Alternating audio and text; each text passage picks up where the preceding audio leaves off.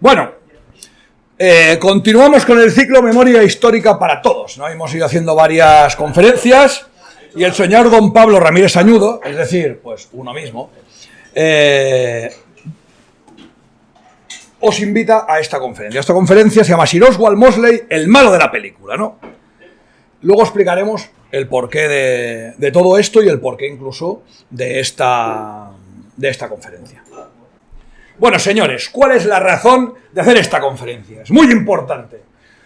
Toda la gente del área le encantó la serie de los Peaky Blinders. ¡Ay, qué buena! ¡Ay, qué bien se visten! Joder, pues no vestís mal ni nada para gustaros esa serie, ¿no? Pues porque no tenéis ni puta de vestir la mayoría de gente. Por cierto, os pido disculpas por mi pinta hoy. Hace demasiado calor como para vestir como hago normalmente. Así que voy vestido como vosotros, es decir, como un puto pringado. Gracias a Dios. Bueno, esta conferencia se llama Sir Oswald Mosley, el malo de la película. Entre preguntas, entre interrogantes. ¿Por qué el malo de la película? Pues no sé, porque en la puta quinta temporada de los Peaky Blinders es el malo de la película. Esto me hizo pensar a mí que esa serie no le hacía ninguna justicia al personaje y que era un personaje muy desconocido y denostado. Aparte, esto se sumó que el amigo Ernesto Milá, en esa gloriosa publicación llamada La Revista de la Historia del Fascismo, en el número 63 de agosto de 2019 traduce un libro francés al cual añade cosas sobre Oswald Mosley. Os lo recomiendo, es una síntesis muy buena que a veces no hace falta de un personaje que no os interesa y a muerte, pues leerse 2000 libros, te puedes leer una de esas publicaciones que hace el amigo Milán y siempre están más que interesantes. Esto me llevó a leer My Life, que es este libro que veis aquí, el cual pues yo no sabía ni que existía en castellano. Pues me lo leí en inglés y así he hecho el gilipollas. Entonces, aparte, las razones son estas, ¿no? La serie Peaky Blinders, la publicación de la revista de la Historia del Fascismo, y luego para mí también era importante reivindicar, ¿no? Un país el cual muchos de mi generación, y las dos anteriores, y ahora me entendéis lo que van, se admiró mucho al principio, ¿no? Por el fenómeno de las tribus urbanas, ¿no? Cuando eres jovencillo y tal, hostia, England, tal, no sé qué, los Who, tal, su puta madre, el punk, el Eloy, Screwdriver. Bueno, es un país que de joven te fascina, ¿no? ¿Qué acaba pasando? Con los años, profundizas en la historia, en el conocimiento, y al final te das cuenta de que nos han tratado como una puta mierda toda la vida estos cabrones, y los odias. Y entonces es cuando te dedicas a decir, todo buen español debería mear siempre en dirección a Inglaterra. Entonces, hoy quiero hacer una pequeña reivindicación de la poca gente que se puede salvar de la pérfida Albión y reclamar que el señor Oswald Mosley era uno de los nuestros. Entonces, ¿quién era el señor Mosley? Voy a ser muy sintético, no voy a entrar en muchas cosas, voy a ser un poco de anécdotas, como me gusta hacer las conferencias, y te diré 4 conceptos. Pero quería leer algo que me ha parecido interesante, y lo leo textualmente, porque soy incapaz de hacerlo mejor. Oswald Mosley fue un aristócrata como solo Inglaterra podía producir, quien dirigió las tropas de la Revolución Fascista, las camisas negras, en las calles de Londres. Mosley estaba lejos de ser un personaje marginal en la política británica, como algunos historiadores, con más prejuicios ideológicos que objetividad, les gusta retratar a quienes abandonaron los caminos ya trillados. Fue elegido parlamentario por el Partido Conservador antes de recurrir al Partido Laborista. Dentro de esas dos formaciones, se predijo que un día se convertiría en primer ministro, ya que su talento, su originalidad y su sentido del análisis eran obvios. Pero Mosley nunca fue un hombre de compromisos. Mejor valía la pena luchar y perder en defensa de sus ideales en lugar de comprometerlos. Opinaba que frente a la inercia del sistema parlamentario y a un régimen que favorece la inacción y la incompetencia, las reformas no serían suficientes. Dejando atrás una cómoda carrera política, optó por vestir la camisa negra del soldado político y propuso otra vía para su gente. Luego, la Segunda Guerra Mundial puso fin prematuramente a su movimiento, pero como un fénix que se levanta de las cenizas, regresó a la vanguardia en plena posguerra, esta vez defendiendo no un fascismo nacional, sino una unidad continental, la nación Europa. Tal fue la aventura de este caballero, que se ha convertido en el hombre más vilipendiado de la historia política británica. Hace aún pocos años, decía la esposa de Sir Winston Churchill, recuerdo todavía aquellos años en que mi marido era tan odiado en Inglaterra como Oswald Mosley lo es hoy. Pues nada más que decir. Hay una cosa que es interesante, ¿no? Mosley, al igual que José Antonio, era aristócrata de nacimiento. Nació rico, pero para mí eso no le resta valor. A veces es muy fácil decir, no, es que fulano es rico, entonces así cualquiera hace algo. Yo creo que eso se lo suma, porque siendo rico, es más fácil pegarte la vida padre, hacerte el simpático, hacer un pequeño donativo y sí, un día tomarte unos vinos y raca. Pero jugarte la vida, como se la jugó Mosley, o en el caso de José Antonio, ¿no? Cuando famoso es cuando estaba de cacería y matan a Matías Montero y dice, este será el último acto fibro de mi vida. A los 4 días estaba fusilado en una pared de Alicante. Entonces aquí tiene... bueno, para mí, a Mosley el hecho de que fuera rico le suma valor. Incluso hay extractos de donaciones al partido fascista británico en el cual, pues literalmente, vilipendiaba su dinero. Cogía 100.000 libras, los donaba al partido fascista británico y realmente pues los tiraba a la basura, vamos a decirlo así. No los tiraba a la basura, entenderme, pero jamás iba a recuperar eso, ¿no? El tío vilipendiaba su fortuna. Es verdad que sí, que era aristócrata, millonario, lo que tú quieras. Por eso, razón de más y razón de orgullo el hecho de su compromiso. Porque más que nada tiene más que perder que quien no tiene nada. Quien no tiene nada, pues nos da igual. Yo soy un pringao, ¿qué van a hacer? Ojalá me peguen un tiro y ir al cielo, te tengo que aguantaros a todos, ¿no? Como anécdota de cómo era esta persona, el primo de Chesterton escribió un libro sobre él llamado Portrait of a Leader. Aquí contaba la anécdota de que como la mamá, estando embarazada de Oswald, tuvo un accidente con un carruaje, él tenía una fobia a los caballos brutal. Pues imaginaos cómo era que con 5 años ya montaba. Lo que le daba más miedo en el mundo eran los caballos. Y el tío con 5 años quiso aprender a montar. Ahí demostramos el tipo de persona que era. Es una anécdota, pero a veces las anécdotas son importantes para elevar a lo siguiente. Hay varias... No voy a entrar mucho en la vida personal porque no interesa, pero es importante saber también que su padre, que era alcohólico y jugador, es decir, era un camarada, los abandonó siendo... los abandonó teniendo él 5 años, ¿vale? Es interesante otra cosa. No era como muchos que, bueno, en la guerra estaba tomando algo, me dolía la espalda y tal. No, el tío se alista en esa guerra que fue llamada la guerra para acabar con todas las guerras. Es decir, la Primera Guerra Mundial. Vino otra peor, ¿no? Él sirvió en el Royal Flying Corps.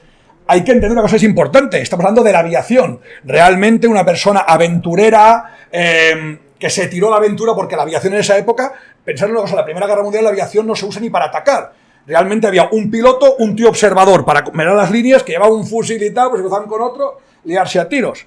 Y bueno, en 1916 fue herido y quedó cojo para siempre. Entendemos una cosa, Oswald Mosley, aparte de practicar esgrima, lucha libre, boxeo, era un tío que estaba cojo.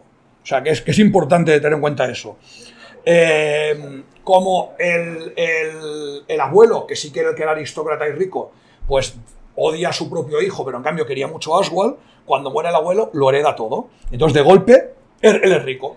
Pues a ver, como buen futuro fascista, esos años, pues se pegó la vida padre, ¿no? Tenía dinero por un tubo, era guapo, bien plantado, británico, el tío se ve en las fotos, vestía galucinas, pues eso, tuvo una vida alegre y simpática, ¿no? Un poco, por decirlo de alguna manera rápida. Pero es igual, él tenía ahí también lo que le salía. Entonces, se mete en el Partido Conservador. ¿Por qué? Porque el Partido Conservador durante la guerra había sido el partido de los patriotas. Entonces, él ya veía que había cosas que le gustaban, pero había cosas que le faltaban. Es decir, él siendo una persona millonaria, no veía justo lo que veía a su alrededor. No veía justo que una persona se deslomara y no pudiera dar de comer a sus hijos. No le parecía eso que estuviera bien. También es verdad que muchas veces se lo echó en contra y decía, bueno, pues si usted es rico, bueno, aunque yo la pide mi fortuna, no voy a paliar el hambre de los pobres, ¿no? Pero sí que es verdad que él veía que eso no estaba bien, que no era normal. En 1919 ya es diputado por Harrow. Digamos una cosa, era el diputado más joven que había entonces en Inglaterra.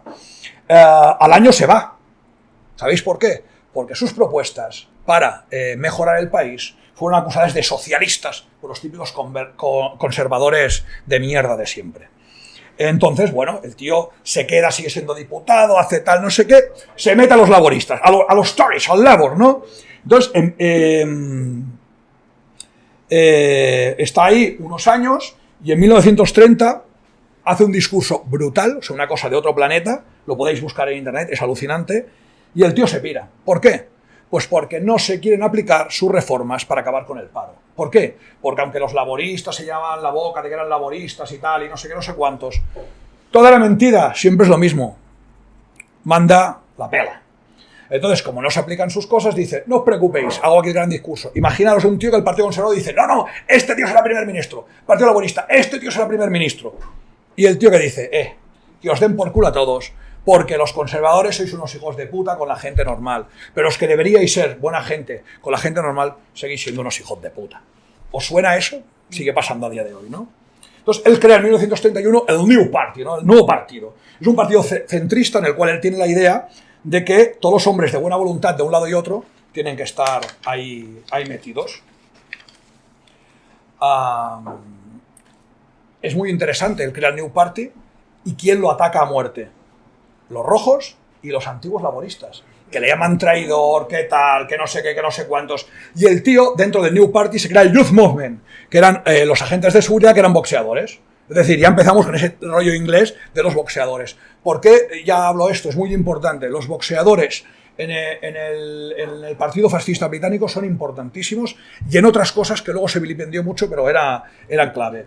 Él, viendo que solo les atacan y tal, y que no puede llevar a cabo sus ideas políticas, vuelve a la esgrima y a la lucha libre, que las había abandonado un poco por la vida de político aristócrata, y él vuelve a practicar deportes. Ahí hay, sin darse cuenta, un prefascismo, ¿no? El culto al cuerpo, el querer mejorar a uno mismo.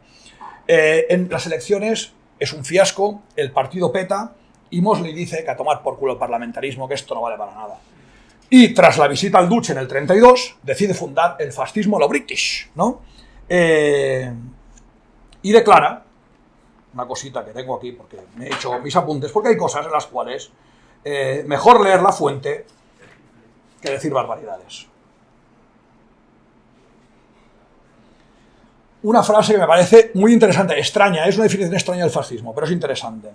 En un nivel espiritual, ve esta doctrina como una síntesis del cristianismo y del pensamiento de Nietzsche, corrientes que algunos consideran irreconciliables. Entonces él dice, por un lado, encontramos en el fascismo una parte del cristianismo, la visión de la vida como servicio, de la abnegación, del sacrificio personal por la causa de los demás, por la causa del mundo, por la causa del propio país. Se derivan directamente a una concepción cristiana. Por otro lado, se encuentra el pensamiento de Nietzsche con la habilidad, cuestionando los elementos actuales que impiden el progreso de la humanidad, la abnegación de la doctrina del abandono, la capacidad de enfrentar y superar cualquier obstáculo. Extraño, pero, bueno, él lo veía de esta manera. En ese momento nace la British Union of Fascists, y ahí se crea su primer libro, su manifiesto, el Greater Britain. En esta época, todos los partidos políticos nacen de un libro, de una base que se considera una especie de, no al nivel, pero una Biblia, ¿no? Pues del partido. Sobre todo, ¿quién se afilia a la Unión de Fascistas Británicos? La juventud. La juventud siempre conecta con este tipo de movimientos. Se monta la Fascist Steward, solo de boxeadores.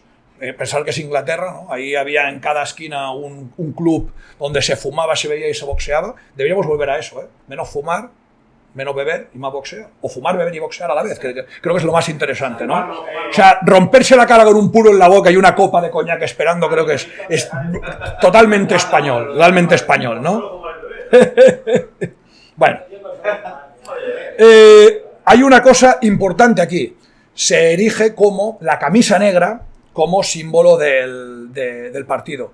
Hay gente que dirá, bueno, en copia de Mussolini y tal, la camisa era muy distinta. Realmente era una camisa de esgrima. Se consideraba la esgrima como un deporte aristócrata y que alzaba al hombre, que tenía valores y tal. Entonces realmente la camisa de la Unión Fascista Británica era una camisa de esgrima, no una camisa como aquí es la camisa que era de trabajador, ¿no? Vale, os voy a leer un discurso importante de 1932. Pedimos a los que se unan a nosotros que caminen con nosotros en esta gran y peligrosa aventura. Les pedimos que estén listos para sacrificarlo todo, pero que no lo hagan por razones indignas o intrascendentes. Les pedimos que dediquen su vida a la creación en este país de un movimiento de la era moderna. Les pedimos que vuelvan a escribir las páginas más importantes de la historia británica para el espíritu de su tiempo, la misión más alta por estas islas. No hacemos promesas a nuestros amigos en nuestro país. El futuro se ha conquistado sin lucha ni sacrificio. Aquellos que caminan con nosotros se enfrentarán a insultos, malentendidos, hostilidad amarga y posiblemente a la ferocidad de la lucha y del peligro. A cambio, solo podemos ofrecerles la firme convicción de que están luchando para que viva una gran nación. Joder, qué puta maravilla. Es importante tener en cuenta que el 16 de mayo de ese año muere su primera mujer, Cynthia, que había sido unas precursoras, activista en el New Party, activista en el Partido Fascista, y lo deja con 3 hijos.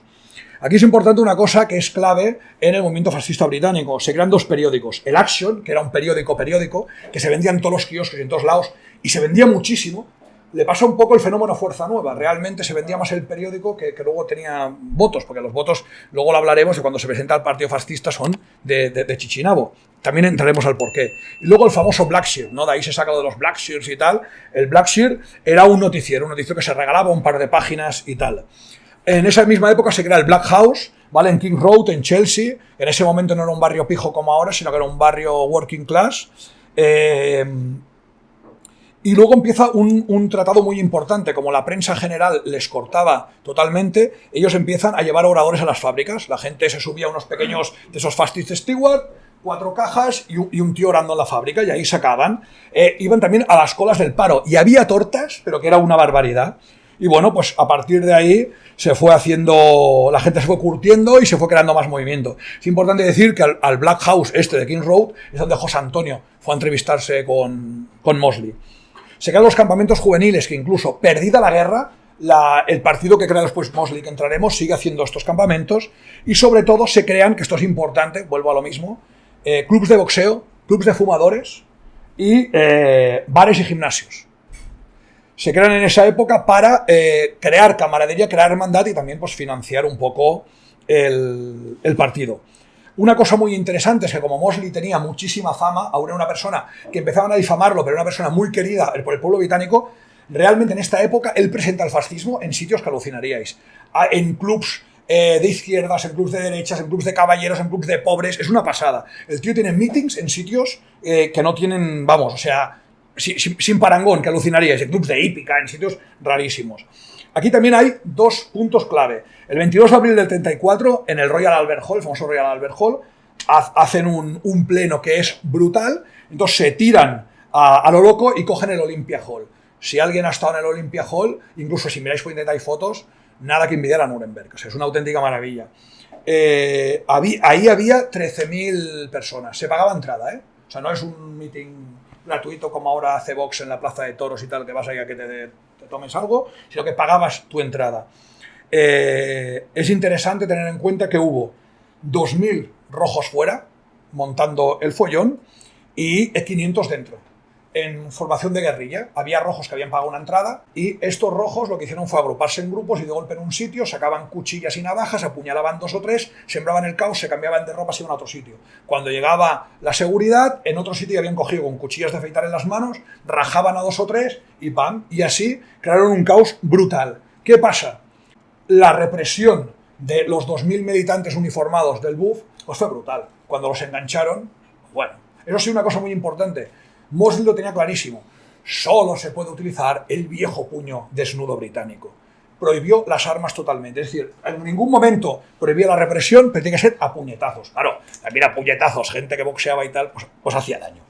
¿El tema cuál es? La prensa se les echa encima. Dice, oye, pero si nos han atacado, hubo un militante que perdió la oreja, hubo 100 y pico heridos. Lo importante es que 20 guarros acabaron en los... Bueno, guarros en ese momento eran comunistas, iban mejor vestidos que los fascistas a día de hoy. Acabaron en el hospital. Entendamos cosas importantes. Mosley en ese momento daba unos 200 discursos al año, todo de memoria. O sea, era un tío que improvisaba, era una puta pasada. Y bueno, pues en ese momento, a partir de todo ese follón que les crean, boxeadores, asesinos, los gimnasios y tal, el tío decide que cierra todos los bares, cierra todos los gimnasios, cierra todo el ocio y cierra incluso el famoso Black House y crea en todos los barrios minisedes con el dinero que tenía de vender pues todos esos clubs y tal, crea minisedes para estar en los barrios presente y no tener la gran casa mayor, pues como la gran cagada que hizo Fuerza Nueva en su día. Y sobre todo empieza a trabajar mucho las zonas agrícolas. Dice, bueno, yo me voy a Londres y acabo a puñetazo cualquier cosa, y en cambio me voy a zonas agrícolas y hostia, monto ahí un barecito y tal, y pues tiene mucho éxito. Interesante, en las elecciones de 1935, viendo los fracasos que había tenido Mosley con el New Party, dice, no estamos preparados. Y sacó una campaña que se llama El fascismo la próxima vez. En plan de, no votemos y pasemos de todo. Es importante, en el tema de Eduardo VIII, no hace falta que entre en explicar todo esto, y si hace falta que entre, pues mira, joder, sois unos capullos. Hace una campaña del Partido Fascista Británico que se llama Stand by the King, ¿no? Vamos a estar con el rey. Tenemos en cuenta que Eduardo VIII estuvo por la paz. A partir de ahí, la British Union of Fascists se cambia de nombre, se convierte en la British Union, ¿no? El fascismo empieza a ser un poco, a separarse del fascismo italiano, a superarse en algunos conceptos, un poco es el camino de José Antonio, ¿no? Al final está muy influenciado por el fascismo, pero acaba separándose en algunas cosas. Y entonces la British Union empieza sobre todo a obsesionarse, a conquistar lo que le quedaba, que eran los bastiones rojos, los barrios rojos. Al final solo quedaba el East End, ¿vale? El famoso East End. Todos los que les gusten los movimientos de las tribus urbanas les encantará ese barrio. Vas a día de hoy y ese barrio hace llorar a tu madre. O sea, es una cosa que... Yo no he visto un sitio peor en mi puta vida. Mira que he estado en muchos sitios. Hay una anécdota muy interesante cuando intentan conquistar el East End y van ahí y tal, no sé qué. Hay la famosa conocida como la batalla de Cable Street. Si vamos a la batalla de Cable Street, es una falacia inventada con los rojos. Comunistas y los que mataron a Jesús, liados entre ellos, venidos de media Londres, se atrincheran ahí, la policía carga, y Mosley, que hay que entender una cosa, y esto lo hace, y luego es interesante saber, él siempre siguió la ley. Jamás quiso montar un golpe de Estado, jamás quiso pasarse la ley por el forro. Él siempre fue muy siguiendo la ley. La policía le dice, por favor, señor Mosley, no siga y cambie el recorrido. Los rojos se lo ponen como un pin y hemos ganado, el fascismo se ha acojonado y tal. No era verdad, Mosley era una persona que seguía la ley siempre a rajatabla. Con los años se ha sabido que esto no fue así. O sea, la batalla de Cable Street fueron comunistas contra la policía, nada más. O sea, no hubo ni un fascista herido. Y como anécdota buena es que luego, claro, esto le da a Mosley, ¿sabes cómo son los británicos, no? Un sitio de decir, bueno, primero, estos locos la que han liado y el otro que educado es y se ha ido. A la semana, en el este de Londres, 2.000 afiliados al partido fascista. ¡Hostia! Algo haría bien el hombre. Es importante que luego hizo meetings en el este de Londres y no pasó nada. Pasa que se organizaron contra él. En una ley hecha para lo que se hizo, el 1 de enero, se prohíben los discursos que alteran el orden público, y esto es para cogerlo en comillas, es como el delito de odio intelectual, vete a saber cómo cojo, y sobre todo, se prohíben los uniformes. El único partido que usaba uniformes eran ellos. Sí que es verdad que, bueno, hay momentos en el cual el uniforme fue interesante al principio, pero no es lo mismo ver a 2.000 tíos uniformados con tambores marchando por el este de Londres que ver a señores vestidos de currela, ¿no? La verdad que eso impresionaba. Entonces, empieza aquí un pequeño declive del partido, por dos cosas. La Public Order Act, que es esto que prohíbe los uniformes y tal, hace que con esa excusa no dejen poner altavoces al aire libre y no les alquilen salas. No, es que lo que vais a decir a lo mejor es delito y entonces no alquiláis salas. ¿Os suena? Si parece que esto sea lo de ahora. Entonces, y luego hay otra cosa que les crea el declive. En las municipales del 37, que ellos son las municipales, podían tener mucha fuerza en Londres, se decide, por la cara, que solo podían votar los padres de familia. Entendamos que ¿quién estaba afiliado a los fascistas? Los jóvenes. La mayoría de gente era pobre. Ellos tenían un boom en los barrios pobres. Los chavales jóvenes pobres, ¿dónde vivían? En casa de los padres. ¿Quién votaba? Su padre, que votaba el Partido Conservador. Ya estamos. Los fascistas sacan una mierda pinchado en un palo. Y luego existe un boicot total de ellos en los medios de comunicación. Los medios de comunicación, que Oswald Mosley aún era simpático, ¿vale? De golpe los boicotean de saco. Ahora sí que empieza la censura. Los judíos que ponían anuncios en los diarios dicen: quien ponga una sola noticia, un solo parágrafo de Mosley que no sea en contra, todos los judíos no nos anunciamos. Y los periódicos, the power from profit, no vivían de vender periódicos, sino de los anuncios. Estamos hablando de los años 30, ¿eh? Es que, joder, si esto podría ser hoy. Y luego una más. Había una especie de sindicato medio mafia que eran los únicos que vendían periódicos en los kioscos. Pues deciden que Action no se puede vender en los kioscos. Un periódico que financiaba medio partido, de golpe no se puede vender, se puede comprar en las oficinas del partido y vociferando en los barrios. Entonces, pues bueno, ahí se crea un de esto. Esto hace que la falta de dinero se despide gente y se crean escisiones. Es decir, el partido se quita. Uno de ellos es Chesterton, el primo de Chesterton, que se pira, y es el que en el 67 montará el National Front. Así que bueno, pues todo tiene un de esto, pero sí, las escisiones y tal, pues afectan. Oswald Mosley se toma un pequeño descanso y escribe su segundo libro, el Tomorrow We Live. En 1938 empieza la campaña First Britain, primero Britannia. Ahí él tiene unos puntos muy claves, que son no oponerse a Alemania, porque Alemania solo quiere unir a su pueblo y va contra la Unión Soviética. los intereses de Alemania no cazan con Inglaterra, que somos una mini isla con un superimperio. Tú te ves al Führer yendo a la India, tal, el Führer estaba con sus cosas de unir su pueblo y tal. Y luego tiene una cosa muy clara, que esto es preclara, es interesante porque esto no se lo pensaba nadie. Realmente, si Churchill volviera atrás con su borrachera y su sífilis y tal, y sus puros, con un DeLorean, no declararía la guerra a Alemania. ¿Sabes? Esto es como los señores americanos que dejaron Kentucky para ir a qué. Hay una cosa muy interesante, ¿no? Hay una frase que dice Mosley, clave, en 1938, otra guerra matará a Europa, o ganará la Unión Soviética o ganarán Estados Unidos. Los ingleses decían, ¿cómo van a Estados Unidos? 4 mataos que era nuestra colonia. Los rusos, unos pringaos. Pues chato. Y sobre todo una cosa, que es importante, hay que rearmar England. Mosley siempre abogó por la paz, pero para rearmar England. Y hay una frase que es brutal. Dice que England no está preparada para una guerra. Y hay una frase en el 35 que él dice, la búsqueda de la guerra es un crimen, pero tratar de provocar una guerra sin los medios para vencer, más que un crimen, es una locura. Y es verdad, los ingleses solo hacían que bravuconear y en verdad, pues nada. En mayo del 38 hacen una marcha brutal, sin uniforme, que eso es importante porque no tenía esa fuerza, y él hace un discurso, el cual pues quiero leer un pequeño trozo. Los británicos solo lucharán por Gran Bretaña.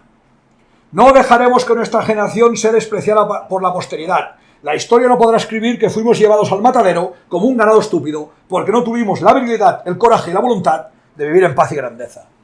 Oswald Mosley abogó por la paz desde el minuto 1 y eso le costó la libertad y el ostracismo.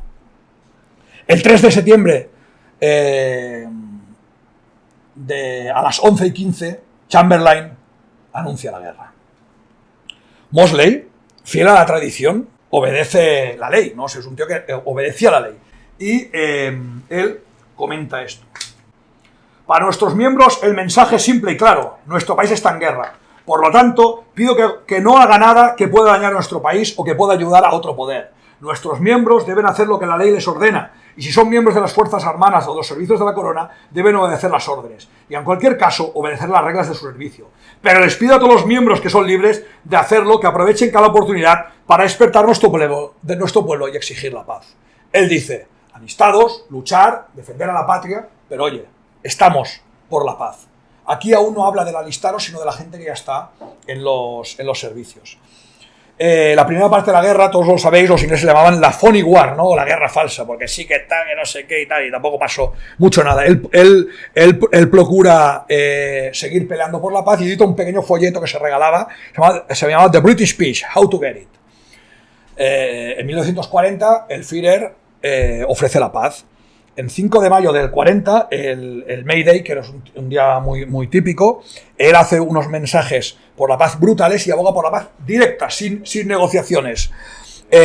Mientras la prensa del poder solo dice la invasión, nos van a invadir mañana, y que hay una quinta columna de fascistas y tal, aquí no sé qué, que os van a hacer esto y lo otro. Esto crea al final que el 23 de mayo son detenidos todos, y como anécdota contaré que muchos de los detenidos, ¿vale? Porque los fascistas jóvenes no podían afiliarse, eran veteranos de la Primera Guerra Mundial, por tanto gente que ya había demostrado su valía por Alemania, y lo más interesante, Eric Pierce fue el primer tío que con su barco llega a Dunkerque a rescatar las tropas. Es un tío el cual coge su barco, se va a Dunkerque, rescata a británicos, y cuando llega, lo detienen. Pero no hay más, con el tiempo, gente que lucha a primera hora con el ejército inglés, resulta que con el tiempo son detenidos, es decir, gente que ya había servido vuelve de permiso y los detienen porque uno ha dicho que eras un fascista. A partir de ahí el partido intenta seguir, estamos hablando del 23 de mayo, y el 6 de junio sale el último action, porque realmente ya no hay por dónde salvar el tema. El gobierno les dice que tienen que cortar y ellos hacen. Aquí haré un pequeño Kit Kat, ¿vale? Con el tema de William Joyce. William Joyce es el inglés que en verdad no era americano, jamás tuvo nacionalidad inglesa y se naturalizó alemán en 1940. Este hombre es el famoso ese del Deutschland Calling, ¿no? Que luego hizo el London Calling los Clash. Este hombre es el que hacía arengas en inglés desde Berlín. Él hace un libro que se llama El Twilight Over England, el cual se da a los presos Y bueno, son la gente esta que monta el British Freikorps SS. Es interesante una cosa, cuando a Mosley y a todos estos los acusan de traidores en el futuro, entendamos que solo unos 165 ingleses luchan en la famosa Legion St. George, que es la British Freikorps SS. La mayoría de fascistas británicos luchan con el ejército británico. Y luego se les señala, se les dice de sus trabajos al acabar la guerra, se les llama traidores, y muchos de ellos están presos. Ahí está, ¿no? Es decir, si hubo 4 ingleses luchando realmente con las Waffen-SS, la mayoría de fascistas lucharon a favor de su país, tienen como el corazón partido, ¿no? Bueno, me están atacando, pues ataco, y los ideales, pues ya mañana. Es interesante que William Joyce, siendo ciudadano americano, nacionalizado alemán, se le juzga en Inglaterra por traidor y se le ahorca. Si no era inglés, ¿traidor a qué? ¿No? Jamás fue inglés. Pero bueno, son ese tipo de cosas que pasan en el mundo libre. Pasan un mal cautiverio los ingleses, los fascistas británicos, sobre todo los altos mandos, se les trata como perros. La gente normal, ¿vale? Van a otro campo al cual pues se les trata mejor porque hay algunos simpatizantes que son carceleros o gente de permiso y tal. Oswald Mosley enferma y lo sueltan. Bueno, Mosley siempre tuvo una visión muy clara. La guerra, todos mundo sabemos cómo acaba. Pero fijaros, Mosley tiene declaraciones en esa época en el cual dice, coño, una guerra para salvar Polonia de Alemania acaba con Inglaterra devastada, endeudada, sin marina mercante y media Europa soviética. A lo mejor es que nos equivocamos, ¿no? Él coge y como tenía ese aspecto de decir, no, la tierra para conocerla hay que quererla, pues como es libre y tampoco lo juzgan, pues ya ha estado preso, que total no se le podía acusar de nada, pues se va de granjero un par de años, lanza un boletín y organiza clubs de lectura. En ese momento reedita el Tomorrow We Live bajo el nombre My Answer y el tío justifica su oposición a la guerra y relata pues, lo que le pasa en su encarcelamiento.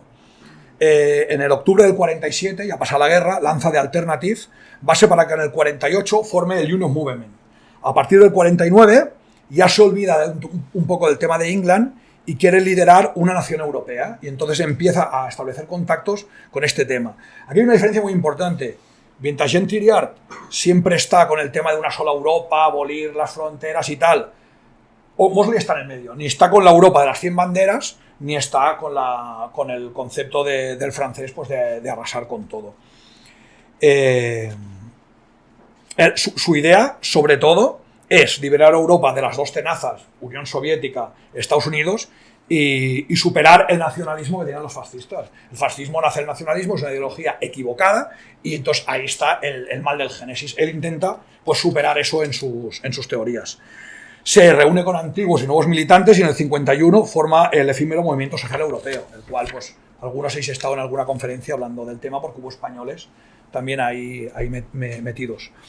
Entonces va escribiendo algunos libretos que publica y tal y lanza The European, que es una revista. Y a partir del 56 se vuelve a lanzar a dar de discursos y tal. Y lo interesante, en el 56 empieza a hablar sobre inmigración. Hablamos de 1956, hablar sobre inmigración es una cosa ya avanzadísima. También entendamos que las colonias, el imperio se ha perdido, la gente de las colonias vuelve a la metrópolis y empieza a haber follón. El 23 de agosto del 48 hay una batalla brutal entre indios y Teddy Boys, ¿no? Aquí entran las famosas tribus urbanas y demás. Él empieza a abogar por una de esto en el cual decir, oye, dejaros de violencia, los ingleses no ataquéis a los indios, y crea una campaña llamada Votos no violencia. Votar por vuestras ideas, no hace falta que arraséis todo. Él se presenta en North Kensington, pero le sale rana la cosa. Pensar que también en ese momento muchos jamaicanos ha caído el imperio, su país está hecho una puta mierda y ellos van a Inglaterra pensando que esto es el Eldorado. ¿Os suena a lo que hacen los hermanos de Hispanoamérica? Ahí ya empieza él a crear el concepto de remigración. Pues pone una remigración. Cojamos a este señor que ha venido aquí desengañado pensándose que esto era el Dorado, démosle un dinero para que vuelva a su país y lo engrandezca. Pero el caso es muy como en el caso Blas Piñar. Todo el mundo le quiere, todo el mundo dice que tiene razón y no lo vota ni su puta madre. En el 1962 se hace la famosa Declaración de Venecia por el Partido Nacional Europeo. Y en el 66 hace un último intento para ir a unas elecciones. Ahí viendo que no funciona, pues bueno, el tío pues ya pasa la antorcha. En el 68 publica My Life, que es este libro que tenéis aquí, y entonces de golpe la tele y todo, lo ve como un personaje un poco así extraño, muy aristócrata y tal y no sé qué, y lo empiezan a entrevistar por la tele. O sea, un tío que le habían tenido silenciado, que pasaban del toda la vida, lo entrevistan. En general para atacarlo, por las entrevistas, hay algunas en vídeo en YouTube, o sea, van a saco con él. Y el tío sale airoso, le da la vuelta a todo, es una maravilla, tío. En 1970, ¿no? Publica Broadsheet, que es el último intento que él hace de política, y crea un sindicato de estibadores que fracasa. La Union en esa época ya se va yendo a paseo, y el 3 de diciembre de 1980 Sir Oswald Mosley fallece definitivamente en una mansión a las afueras de París. Antes de plegar, quiero leer 3 chorradas de sus entrevistas posteriores a la guerra, que son muy interesantes y para que veáis la mente preclara que tenía. Mira, esto es interesante, ¿no? En la última guerra, en 1961, 61, ¿por qué se opuso a la guerra cuando estalló? Él responde, por 3 razones, que se publicaron en aquellos momentos y que han resultado ser ciertas. Él siempre iba diciendo, yo lo dije, os avisé, ¿no? La guerra llevaría a la pérdida de una gran parte del Imperio Británico, en verdad, a toda. Convertiría a Rusia en la potencia más fuerte de Europa y haría del comunismo un peligro mundial. Dividiría y debilitaría a Europa en un conflicto fratricida, con el resultado de que la influencia mundial pasaría del continente europeo a las potencias externas de Rusia y América. El tío, Sir Oswald Mosley was right. En el 1965 hay en los Peaky Blinders, según ha visto la serie, lo dejan como un psicópata, ansias de poder y tal, medio chalao. Aquí hay una respuesta a él muy interesante que lo aleja de todo esto. Le preguntan, ¿es usted un maníaco de poder? Y él contesta, obviamente no.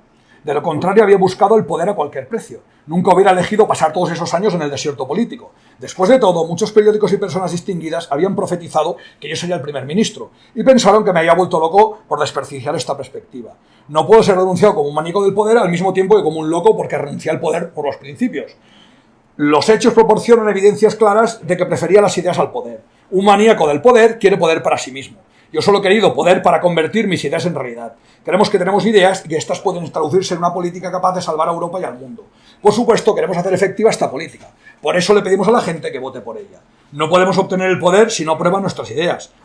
Les pertenecen. ¿Dónde está la manía del poder en esta concepción? No es simplemente algo de sentido común pretender aplicar algo en lo que se cree. Es importante cuando en la serie lo ponen como un chalao del poder, de todo. Es un tío que en el Partido Conservador hubiera sido primer ministro, en el Partido Laborista hubiera sido primer ministro. No solo crea un partido político normal, sino que al final pasa de las elecciones, pasa de todo, para creer en unos ideales que están por encima de todo. Dice, mira, aquí también viene el mismo tema. Su recorrido primero en los viejos partidos, luego en el fascismo, ahora en un movimiento europeo, ¿no es muestra de oportunismo político? Y él contesta, por el contrario, sería mejor preguntarme si he mostrado suficiente oportunismo. Siempre he procurado ser coherente, incluso de forma exagerada. Esto no es una virtud de la que esté particularmente orgulloso. El hombre más coherente es obviamente el que vive toda su vida sin cambiar su opinión, incluso sin tener una. Vivir tanto tiempo sin evolucionar es vivir sin aprender nada. Así que me puedo reprochar haber sido demasiado rígido en mi coherencia, más que ser un oportunista. Al final cumple sus palabras. ¿Qué me has puesto? En 1965 le hace una entrevista titulada Hitler y Mussolini. Estas entrevistas, por cierto, son en periódicos de primer grado. Dicen, ¿creía que era posible llegar a un acuerdo con Hitler? Esto es muy interesante. Pensé que era posible llegar a un acuerdo con Hitler por la razón fundamental de que quería algo diferente a nosotros. El hombre con el que vas a enfrente a una pelea es el que quiere lo mismo que tú, no el hombre que quiere algo diferente. Nosotros queríamos un imperio mundial mantenido por el poder marítimo y aéreo. Él quería un espacio habitable alemán en la región relativamente vacía de Europa oriental y terrestre. Lo último que Hitler quería era un imperio mundial, formado por muchas razas, por las razones de que pasó toda su vida política explicando. Quería reunir a todos los alemanes en un Volk sólido en un espacio vital en Europa. Es interesante. ¿Qué cojones se enfrentaba el imperialismo británico, dominado por un montón de razas, con la concepción del Führer, que lo que quería era un espacio vital para los alemanes dentro de la Europa terrestre, ¿no? Hago un pequeño aporte interesante que le preguntan, ¿qué piensa usted de Mussolini? Y él dice, lo conocí mejor que a Hitler, me entrevisté con él en varias ocasiones, entre el 32 y el 36. La última vez aproximadamente 3 años antes de la guerra. Después de eso estaba todo ocupado en Inglaterra, que apenas podía viajar. Cuando a Mosley le acusan de colaboracionista, de tal, no sé qué, el tío, pues eso, 3 años antes de la guerra, ya no sirve con Mussolini y menos con el Führer.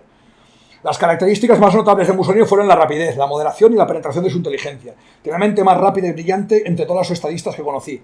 Quizás la excepción de Lloyd George. Lloyd George era el hombre del Partido Conservador. Era muy similar en su capacidad para ir directamente al corazón de un sujeto.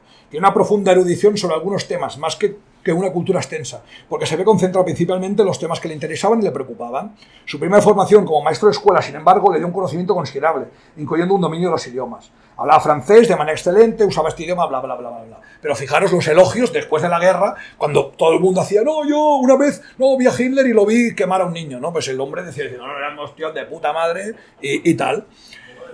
Y como debe ser, claro que sí, hay que seguir a lo que hay.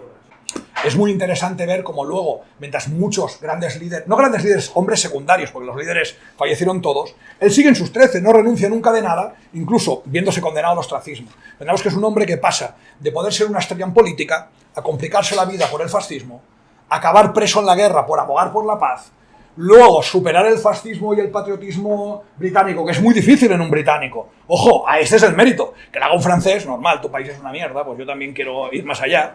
Pero un British, que hay, el British England, Forever England, pues el tío lo supera, se hace europeo, consigue un poco de popularidad y ¿qué hace? Literalmente vilipendiarla, porque realmente lo entrevistan. Bueno, qué señor más simpático, a ver qué cuenta y tal. Sigue soltándolo vivo antes de la guerra, vuelve al ostracismo y muere de mayor.